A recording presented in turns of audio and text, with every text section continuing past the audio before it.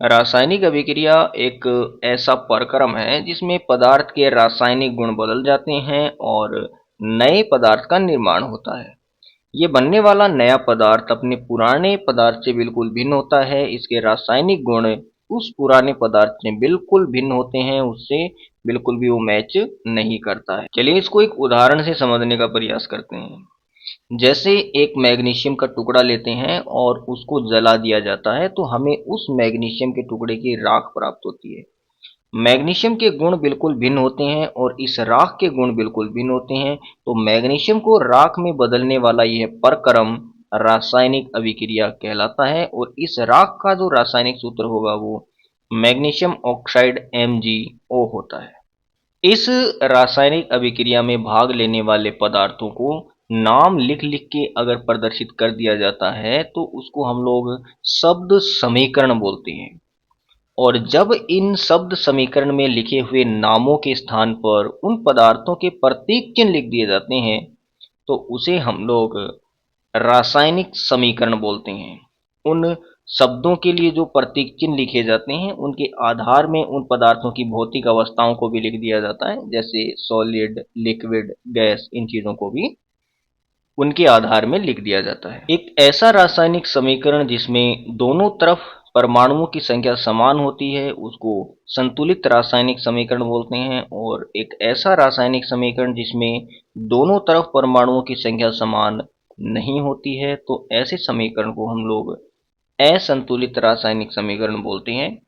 अगर कोई रासायनिक समीकरण असंतुलित है तो उसको पहले संतुलित किया जाता है और उसके बाद में ही उसको कैलकुलेट, उससे संबंधित गणनाएं करी जाती है।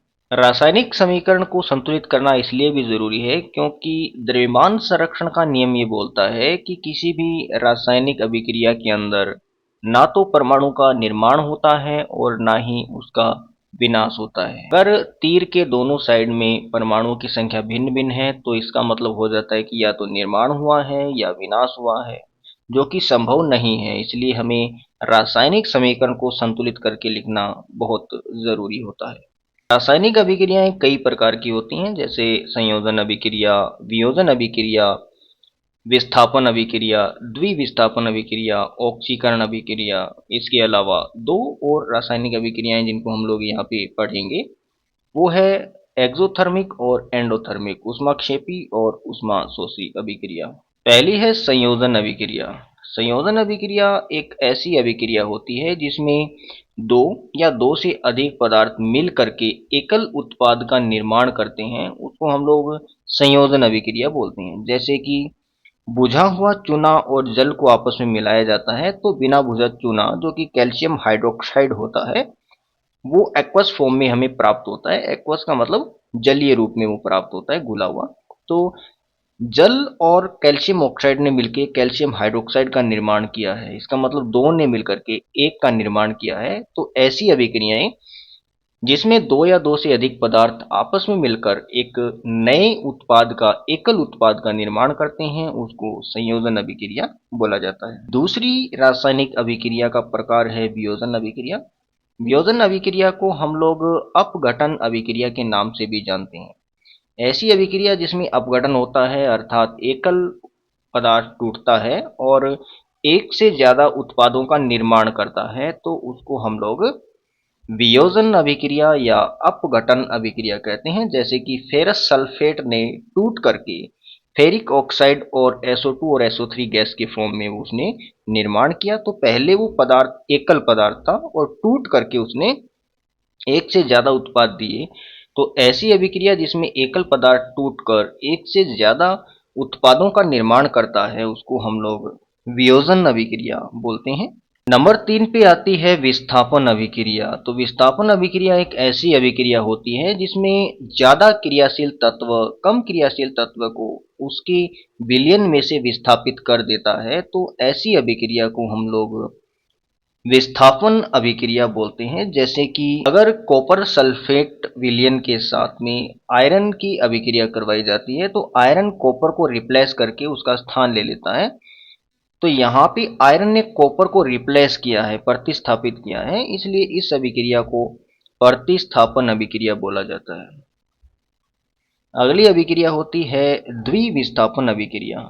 द्विविस्थापन अभिक्रिया ऐसी होती है जिसके अंदर एक दूसरे के तत्व रिप्लेस होते हैं। माने यहाँ पे एक अकेला तत्व रिप्लेस नहीं होगा, यहाँ पे दो तत्व एक दूसरे को रिप्लेस करते हैं। जैसे कि सोडियम सल्फेट और बेरियम क्लोराइड की आपस में रिएक्शन करवाई जाती है, तो बेरियम सल्फेट और सोडियम क्लोराइड का निर्माण होता है। यहाँ पे सोडियम और बेरियम ने एक दूसरे को रिप्लेस किया है, तो इस प्रकार की अभिक्रियाओं को हम लोग द्विविस्थापन अभिक्रिया बोलते हैं। का अगला प्रकार है ऑक्सीकरण और अपचयन अभिक्रियाएं।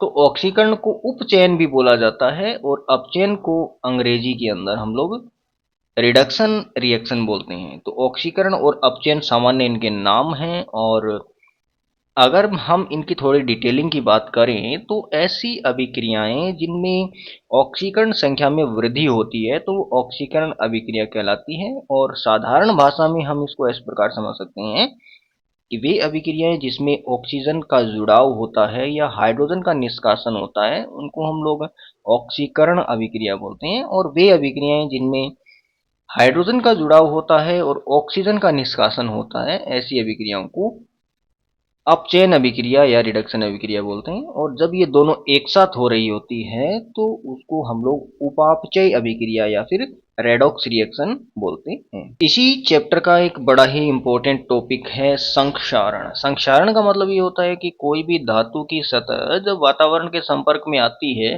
तो उसके ऊपर ऑक्साइड की एक लेयर बन जाती है और उसकी सतह ऊपर से धीरे धीरे खराब होनी शुरू हो जाती है, और तो इस प्रक्रम को हम लोग संक्षारण बोलते हैं।